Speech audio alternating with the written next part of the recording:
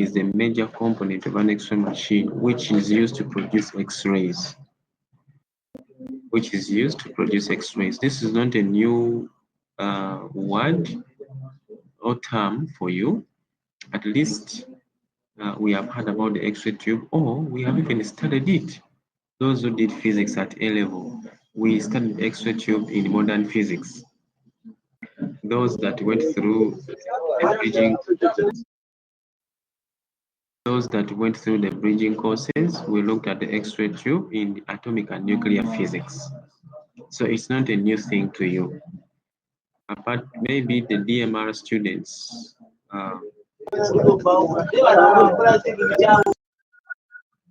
some of them never did any courses, so maybe they may they have not heard about them. But let's dive into that. The X-ray tube development. X-rays were discovered in 1985. They were discovered in 1985 by a guy called Dr. Conrad Roentgen.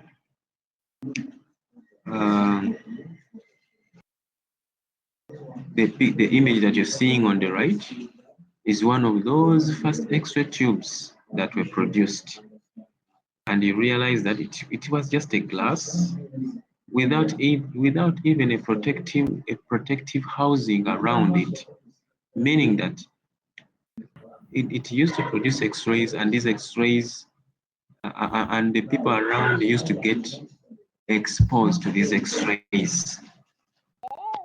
Nowadays, modern machines, these X-ray tubes are enclosed within a protective housing to prevent unnecessary exposure to the radiographers. But this one, you see the X-ray tube is open. So whenever X-rays could be produced in this tube, everyone around could get exposed. But you cannot blame those people because they didn't know the effects of radiation by then.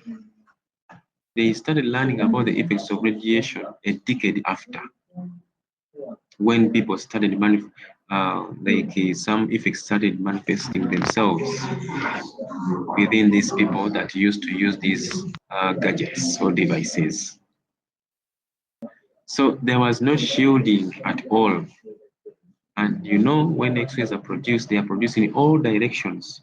So all people around it could get exposed to these radiations.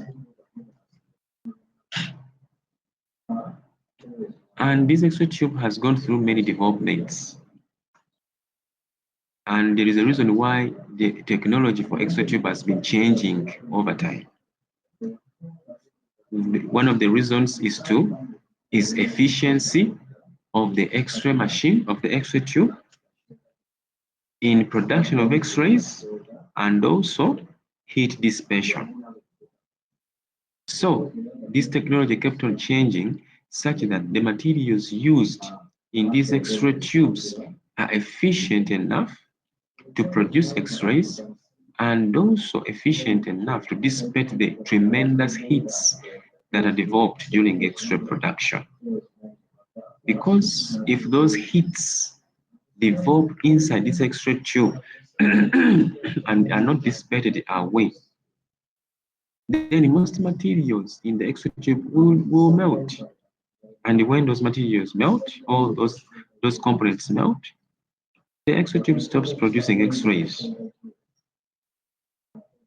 So the modern X-ray tubes, they have this efficiency. There are two major hazards that plagued early radiographers. One of the hazards is excessive radiation exposure. As I've told you that these people, they didn't know the effects of radiation by then. They were so much excited about the technology that they had discovered. After like a decade, when the effects started to manifest, that's when they started learning about the effects of radiation. And this gave birth to another field called radiobiology. It gave birth to another field called radiobiology. And also another hazard was electric shocks. You know, during production of X-rays, the voltages that are used must be stepped up from volts to kilovolts. These kilovolts are really so well stepped up. Now, the wires used in the old days, they were not well insulated. And because of these high voltages, radiographers used to get electrocuted because of that. So nowadays, the cables are well insulated. And even when you're handling the machine, you're not supposed to handle, like to touch the protective housing or X-ray tube. No, the machine has some handles which are insulators. Those are the handles you use to move the machine around during patient positioning. So modern machines are designed to overcome these hazards.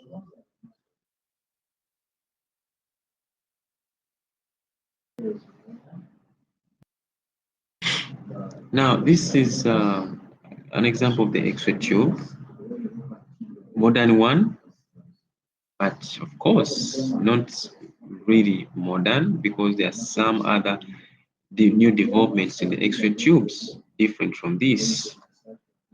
So this modern rotating anode X-ray tube, it is encased completely in the metal protective housing.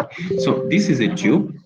It has a glass envelope around, but when you look at the X-ray machine, you cannot see this tube because this tube is also enclosed within a protective housing, metal housing, which is actually made up of steel and lead.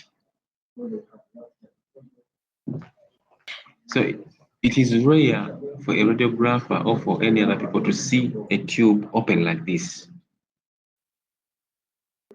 because it is something which is rarely replaced. It is something which does not die easily or does not get, or it is something which doesn't get faulty easily. So it is always enclosed in protective housing.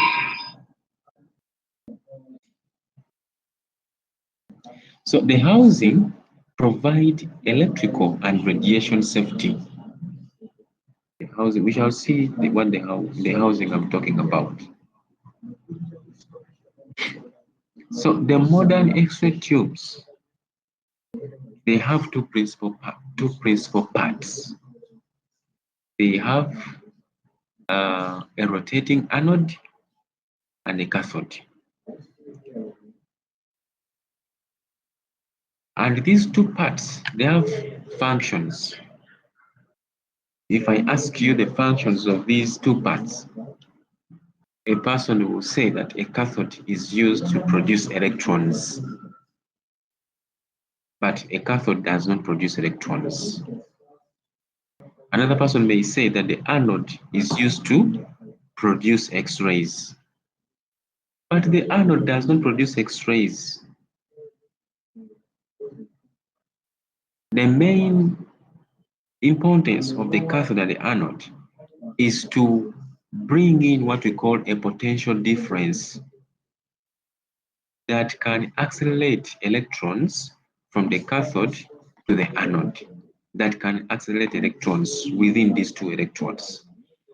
So the cathode is always negatively charged. It has a negative potential.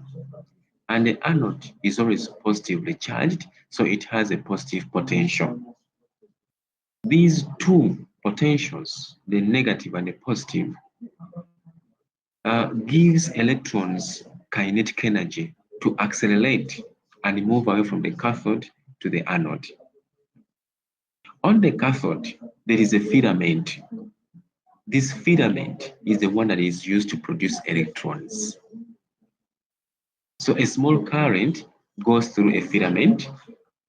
A filament gets heated up, produces electrons. And because of the negative potential of the cathode and also the charge that these electrons have, there will be a repulsion. So these electrons will be repelled from the cathode towards the anode. On the anode, there is a target. A target, that is the component on the anode that produces X-rays.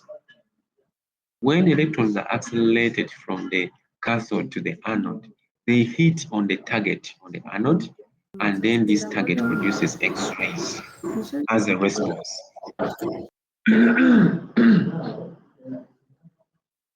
So, this X-ray tube, I say that it has two electrodes, and any tube that has two electrodes is called a diode. Within the X-ray tube, as you have seen in the previous glass envelope, like this tube, inside that glass where we have the cathode and the anode, that space is a vacuum. We have a vacuum inside the tube.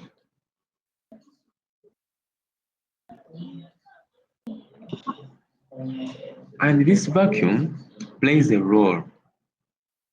A vacuum means that it is a space that does not have any air molecule in it. So as electrons are accelerated from the cathode to the anode, because there is a vacuum, they don't experience any interference. They don't interact with air molecules. We want all those electrons to go and interact with the target on the anode. So the space between the cathode and the anode must be a vacuum such that there is no interference of these electrons. If there is some air molecules, it means that some electrons do not reach the target, and so they don't contribute to the extra production. In that case, the efficiency of the X-ray tube is going to reduce. It will not produce enough X-rays as it is expected. So this is a cross-section of an X-ray tube and together with the protective housing. You can see an X-ray tube inside. This is the X-ray tube inside. And then all of this is a protective housing. So this protective housing protects this tube from damage, from mishandling, and also absorbs X-rays. Absorbs it. I told you that X-rays are produced in all directions. So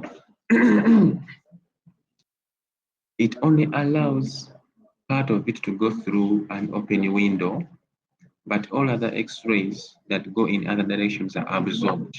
So there is no unnecessary exposure of these radiations to radiographers.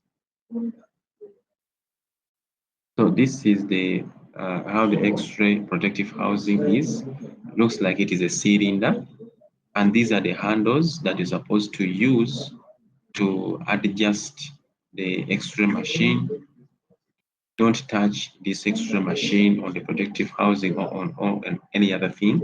Use these handles. So inside that cylinder, that's where the X-ray tube is. So the tube is housed in a lead-lined metal protective housing.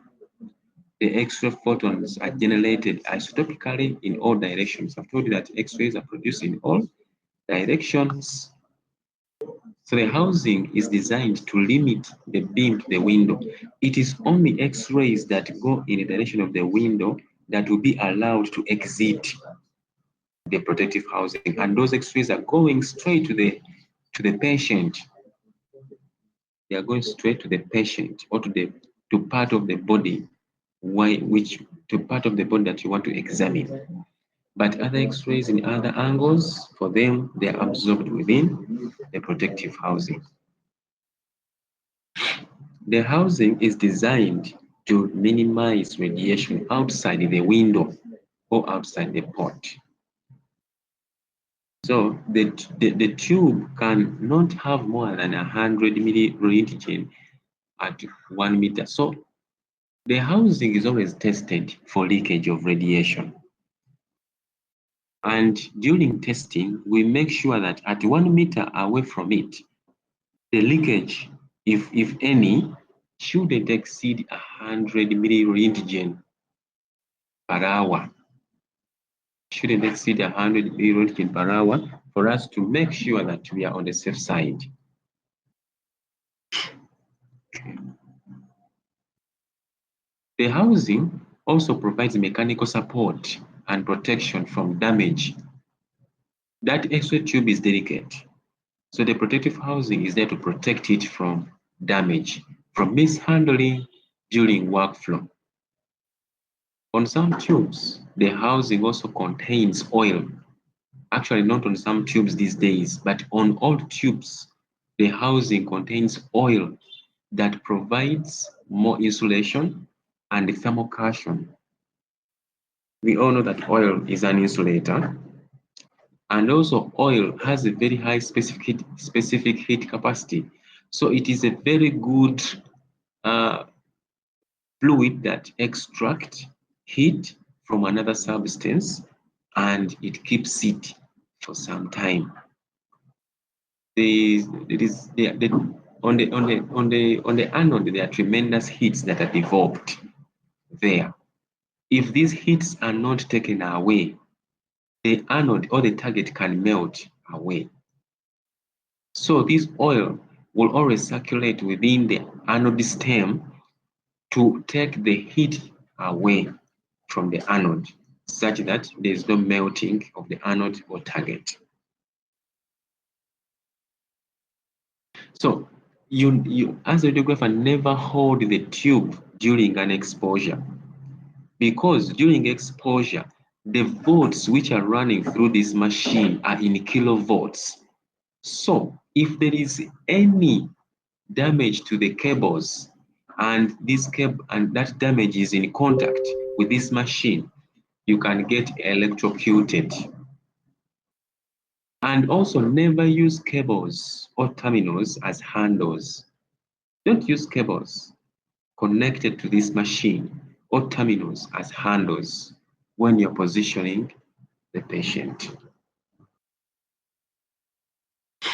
The housing incorporates specially designed high voltage receptacles to protect against electrical shock. Some housing have a fan for cooling, but this was in the old days, in those machines used in those years. So if we are to peel away part of the housing, that is what we shall see inside. The X-ray tube will be inside as you see it there. So the glass envelope, the X-ray tube has a glass envelope, as we saw in one of the images. So the X-ray tube has a glass, and the other components are within this glass envelope. So the glass envelope, you may ask yourself, when you put hot water, or if you try to boil water in a glass, the glass breaks. The temperature doesn't even reach 100 degrees Celsius and the glass is broken. But here, the temperatures can go to thousands of degrees Celsius during X-ray production. But this glass does not break, does not even get any crack. What is so special about it? This glass is made up of Pyrex. Pyrex is a material glass that has a very high melting point. We use Pyrex materials for test tubes.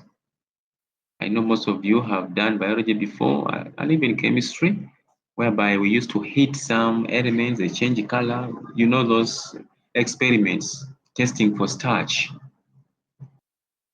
You put the test tube on fire, on the Bunsen burner, and any fluid inside boils, but that test tube will never break. Why? It's because it is made up of Pyrex material. So the window, around this glass envelope, at one point there is a window. If you look closely, this is a glass envelope, but somewhere around here you see a very thin layer of glass. That is a window where useful X-ray photons pass that are going to the patient. That window is made up of a low atomic number material like beryllium. The reason why it is made up of low atomic number material is because we don't want these X-rays to be absorbed so much as they are going through different materials. Pyrex has a somewhat a higher atomic number. So if these photons were to pass through this Pyrex, the useful X-rays were to pass through the Pyrex, there will be some absorption of these X-rays. And so this affects the intensity of radiation heat reaching the patient. So that beryllium window, that window must be made up of a low atomic number material like beryllium to reduce on filtration. Cathode. The cathode is the negative side of the tube and contains two primary parts. It has filaments which are heated by current to produce electrons. It has a focusing cap. This focusing cap helps to focus these electrons towards the anode. This is an image, black and white image of a cathode. When you look into that cathode, you see two filaments. A filament is like a coil of wire. So you see a filament here and also another filament here. One is big and another one is small. The reason why we have those two filaments is because during imaging, we can use two focus spots, the small focus spot and the large focus spot for resolution purposes of the image. So small focus spot, the electrons which are going to the small focus spot on the target must come from the small filament. Whereas electrons which are going to the large focus spot on the target should be produced by a large filament.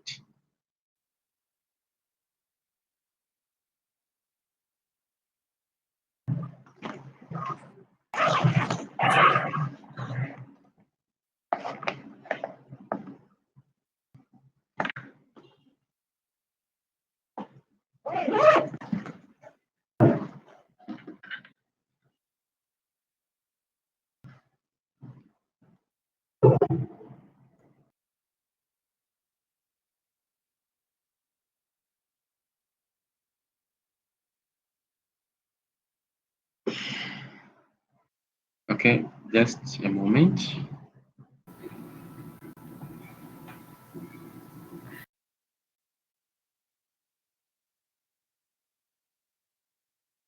And I've told you that the cathode does not produce electrons.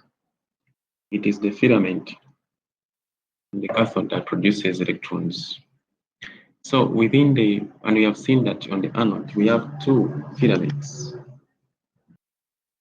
Most tubes have two filaments, which provide a large focal area or a large focal spot and a small focal spot. So, always on the anode, we have a target that gives us a provision of 2 points where electrons can interact with it and produce electrons. We have a small focus spot and also a large focus spot. The filaments are made of thoriated tungsten. Thorium. Thoriated tungsten is just a combination or an alloy of thorium and tungsten. Tungsten is used because it can easily produce electrons, but its work function is made even lower by mixing it with thorium. Work function. That means that just a supply of lower energy. Just a supply of small energy or just raising temperature slightly of this filament, then it can produce electrons. It can easily produce electrons by just a mere increase in temperature.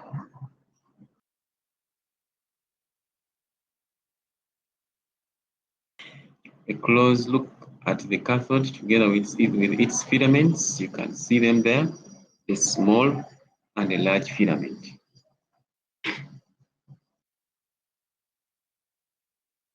Tungsten is used in X-ray tube filaments because of its, first of all, high melting point.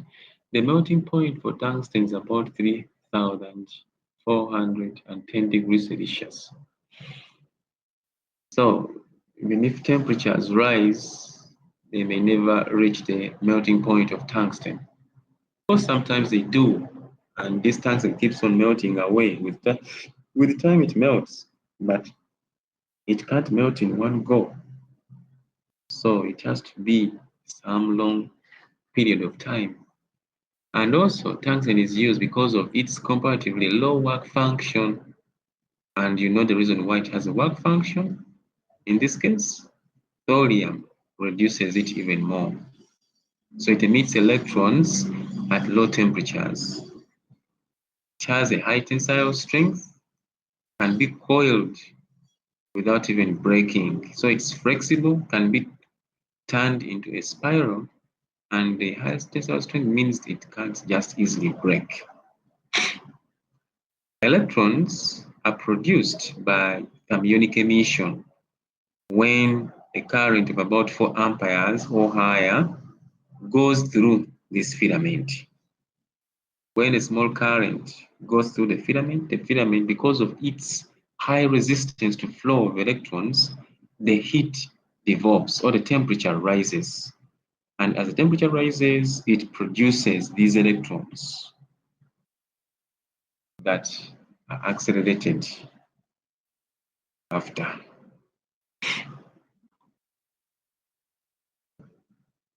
So then here they are talking about the focusing cup. I told you that the focusing cup is used to focus electrons to the anode. So without a focusing cup, look at the illustration A. Without a focusing cup, electrons are going to be like they are going to be projected in all directions. So they won't be focused at a single point on the target or the anode. So the focusing cup tries to focus these electrons by repelling them to a single point on the anode or the target.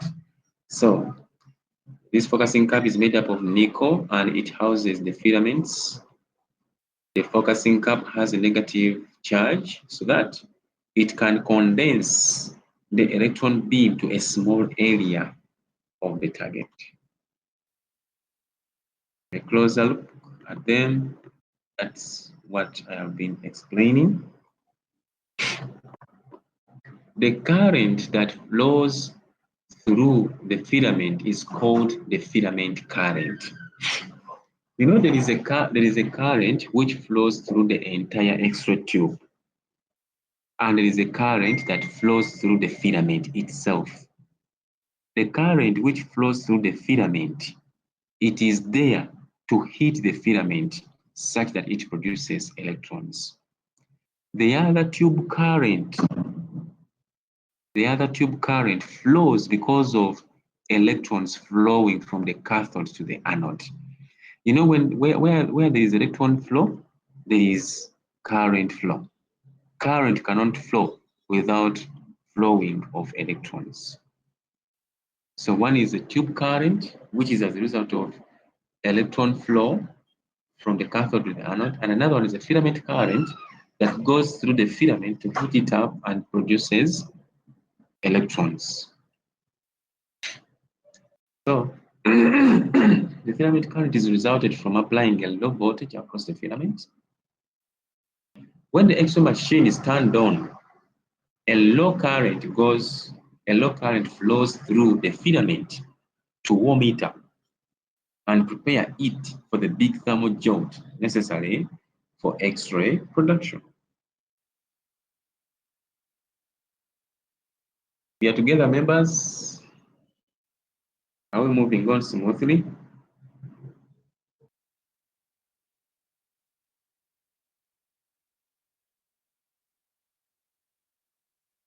Am I talking to someone or I'm talking to myself? Yes, sir, you're talking to us, but I would kindly request that you bring back the other image about was it the filament cap? Something, that image, kindly, please. What are you asking about it? No, it's not about a question. I really wanted to see how the beam was trimmed, just the image. Thank you.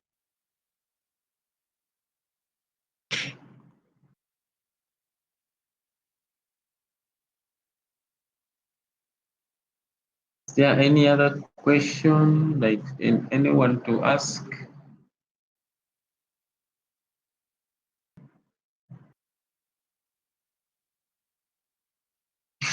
Okay, hope not. Let's proceed. When the machine when the machine is on standby, the filament is not hot enough for thermionic emission. Just what I mean is that when the machine is just there, it is on, but there is not any patient on the cable. You're not using it. The filament is not hot enough for thermionic emission. But when you finish positioning the patient and you're going to expose, when you press the button, its current is going to be boosted to a higher value just before the exposure. The current that is flowing through the filament is going to be boosted and its temperature will increase before the exposure. It increases such that it can produce electrons, or it can make electrons available for X-ray production. So once the current is high enough for thermionic emission, electrons are emitted from the filament. So there is this X-ray tube current. This is a current that flows across the X-ray tube. It is because of flowing electrons from the filament to the anode. This is resulted when the high potential difference, that is the kV, the potential difference between the cathode and the anode is a kV. That is the kV that you feed into the machine. So this is resulted from the high potential difference that is supplied across the tube, and if emitted electrons are available at the filament. So this current, the tube current, is available because of the kV that is fed into the machine, and also availability of electrons emitted from the filament. Filament current, the extra tube current is adjusted by controlling the filament current. You know, there are two factors which you feed into the machine. There is a kV and there is a MA. The kV, that will be the potential difference between the anode and the cathode. And its main purpose is to accelerate electrons from the cathode to the anode. The MA, that will be the tube current. You dictate it. You dictate the tube current, and that dictates the number of electrons that will be accelerated from the cathode to the anode. A small rise in the filament current will result in a large rise in the tube current. The relationship between the tube and the filament current is dependent upon the tube voltage, but we shouldn't mind about the relationship between the filament and the tube current, because what we need to feed into the machine is the kV and the MA. The filament current doesn't concern you. As long as you feed the kV and MA into the equipment, that's all.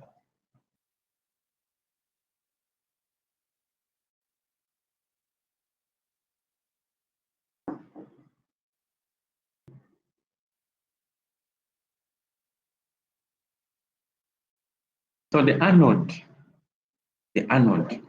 we have looked at the the glass envelope, the cathode, the protective housing, the filament. Now we have to look at the anode. The anode is the positive side of the tube. Remember, the cathode is the negative side of the tube. X-ray tubes are classified by the type of anode. We have two types of anodes. We have stationary anodes and we have rotating anodes. The image that you're looking at, there are two X-ray tubes. One X-ray tube has a stationary anode and another one has a rotating anode. This bottom X-ray tube has a rotating anode. What you're seeing there as a disc. What you're seeing there as a disc is a rotating anode.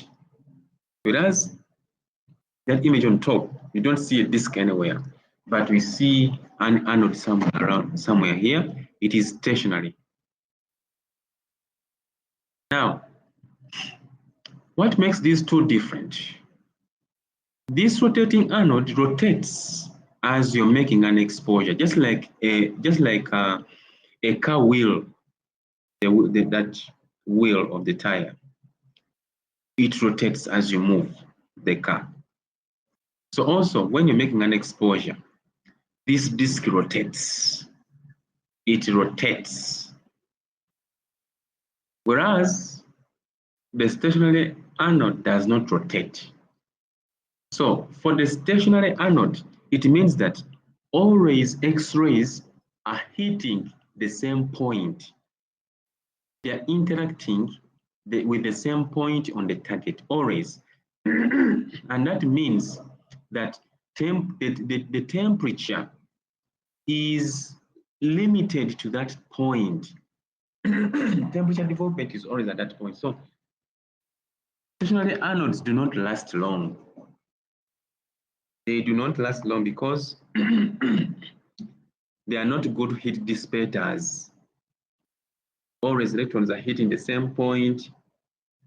So that's where heat develops and it ends up melting over time. Whereas rotating anode, this disk rotates during exposure such that electrons do not interact with the same point within the exposure. They interact with over a large surface area. So the cathode is somewhere down here. The cathode is here. So electrons are always produced in the pencil beam, in the pencil-like beam, and they are hitting a small point on the anode, just like the way I have drawn that line. That could be an electron beam going to the anode. So because this anode keeps on rotating, it means that these pencil beam electrons are not always hitting at the same point. So there is heat distribution over the surface of the anode. So that helps in dissipation of heat fast. That helps in fast dissipation of heat. Whereas for stationary, electrons are always hitting the same point. So the heat is confined at that same point always. So that's why in X-rays, the conventional X-rays, they do not have stationary anodes. They all have rotating anodes. These stationary anodes are only used in maybe dental X-rays, those X-rays which are not very busy, because a dental X-ray may not even work in a day. Maybe if they are to take some dental X-rays, they could take like for maybe 1 or 2 patients in a day. So it doesn't work so much. So you can use a stationary anode, but with the conventional X-rays, X-ray machines, you have to use a rotating anode. These machines come with X-ray tubes that have rotating anodes.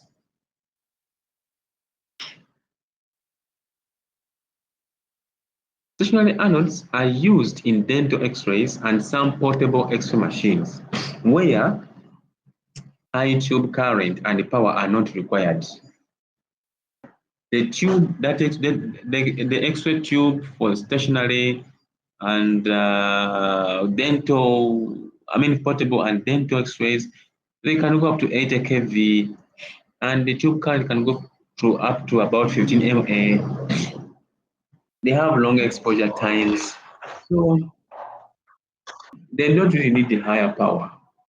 They have large focus spots, which actually give us low resolution images.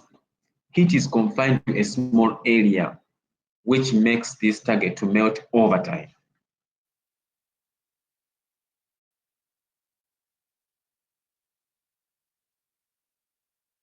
The rotating anodes are used for all other applications where high tube output and the high tube rationings are required. These tubes can go up to 150 kV. MAs can go to 1200 MA. They have very short exposures and they have two focus spots, the small and the large. The small focus spot gives us very high resolution images of good quality. So the rotating anode allows the electron beam to interact with a much larger apparent target area. So heat can be distributed over the water surface area. It is not confined like the way we see in the stationary anode. The anode serves three major functions. The anode serves three major functions. It receives the electrons emitted from the cathode. It is an electrical conductor. That means it can easily dissipate. It conducts electricity, and also it conducts electricity easily because, of course, when electrons come to the target, that current must go somewhere. It is an electrical conductor. And also is a very good heat dissipator, and also provides support for the target. Remember, X-rays are produced on the target, not by the anode.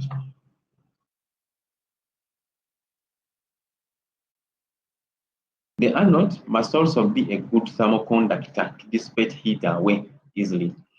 When the electron beam strikes the anode, more than 99% of the kinetic energy is converted to heat. When the electron beam strikes the anode, more than 99% of the kinetic energy is converted to heat.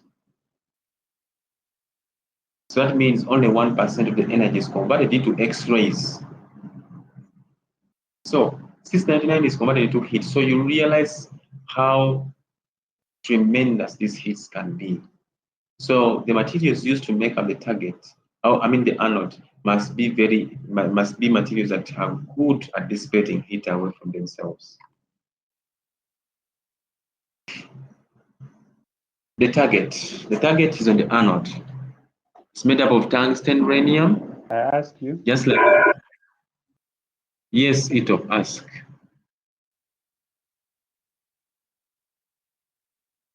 Not you, sir.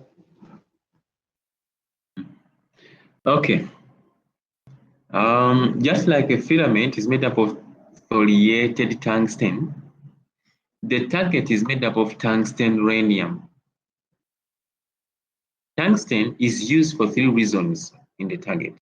It has a high atomic number, which enable it to produce a larger amount of X-rays. It is very good at heat conductivity. It can conduct or dissipate heat away from itself very easily. It has a high melting point. You saw tungsten has a melting point of about 3,400 degrees Celsius.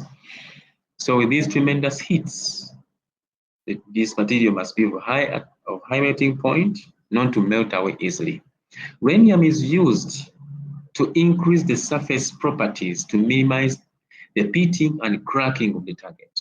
Because of the heat development of the target, it expands. And whenever something expands and contracts, it cracks.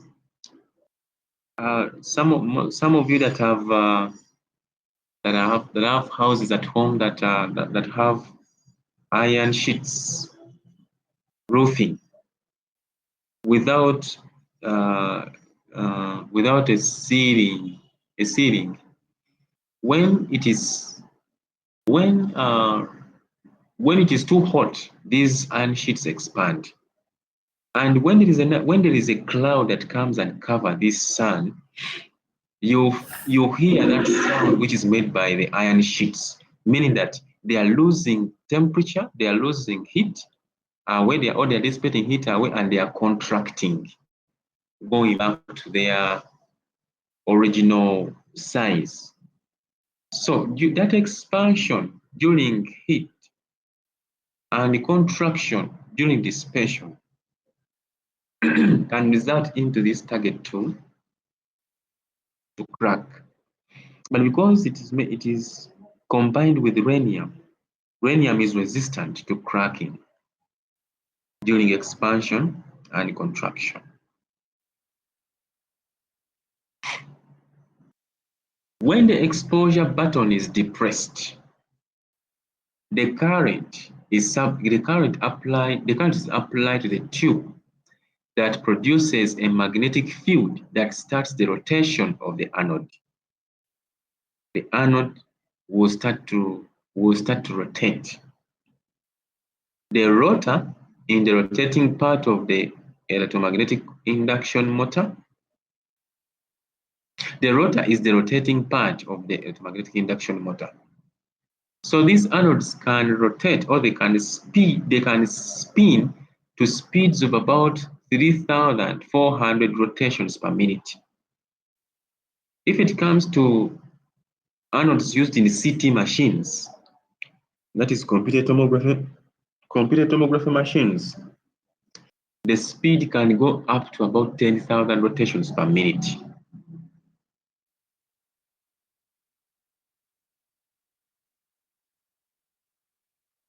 Now, after the exposure, the anode must break, not to break into parts, just like driving and then you apply brakes and then the car reduces speed. So the anode picks up the maximum speed just before the exposure. But after the exposure has been done, then the speed must reduce and the anode comes to rest. Why should it rest? Because we don't want it to wear. Because if the anode is to rotate from morning to evening during working hours, it wears out. So we don't want that wearing. We need it to work for some good time without wearing. So when the anode is spinning at the correct speed, the exposure can be made. After the exposure is completed, it slows by reversing the motor. This is necessary to avoid excessive wear and tear of the bearings. Dissipation of heat from the target. Even with the anode rotating, some melting occurs. The heat must be rapidly dissipated from the target. So molybdenum and copper are used to rapidly transfer the heat from the target. So meaning that the anode is made up of these two materials, the molybdenum and the copper. Because these two materials can easily extract heat away from the target. So the anode dissipates the heat by radiating towards the glass envelope. Or there is some oil that always flows through the anode stem. Also, that oil takes heat away from it. So you realize that heat dissipation in the X-ray tube is by convection, conduction, and radiation. Convection by oil, conduction, that is transferring heat from one component to another, and then radiation to dissipate heat towards the glass envelope. The anode stem is made from molybdenum. It is made appropriately thin as to minimize the heat conduction towards the rotor. So the X-ray tube uses all these three forms of cooling. We have radiation, conduction, and convection. That's a closer look at the anode. And that's the end of this presentation. So we have looked at the X-ray tube as a major component of the X-ray machine. So now let me welcome questions about this X-ray tube before we close this lecture. Any question?